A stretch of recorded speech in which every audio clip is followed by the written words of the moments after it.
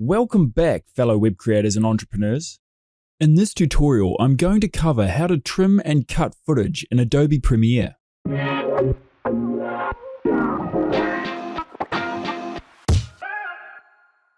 I'm going to begin by showing you a simple method to trim clips, and then finish up with some more complex trims to improve your workflow. To kick things off, choose the selection tool. You can also press the V key on your keyboard. Drag your time marker to where you would like to trim your footage. Click and drag the edge of your clip to the marker. Now drag your clip back to the start of your timeline. Here's a quick tip.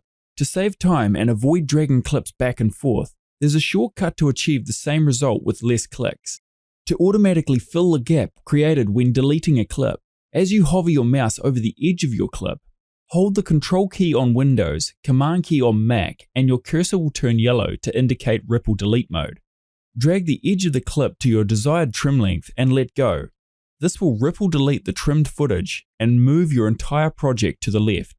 Remember, these methods also work when trimming the end of your clips too. Next, I'm going to show you how to cut a clip.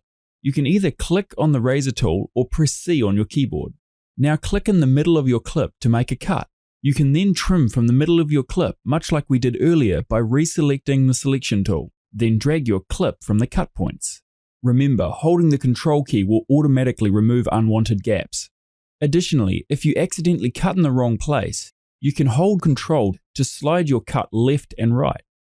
Lastly, if you need to delete a clip, using the Select tool, select the clip you wish to delete and press Delete on your keyboard. But again, if you want to streamline this process, hold Shift while pressing the Delete key to ripple delete the unwanted clip and slide all of your clips to the left. You are now proficient at trimming, cutting, and deleting clips in Adobe Premiere. That's it for this tutorial. I hope you learned something new. Thanks for watching, and I look forward to seeing you again soon.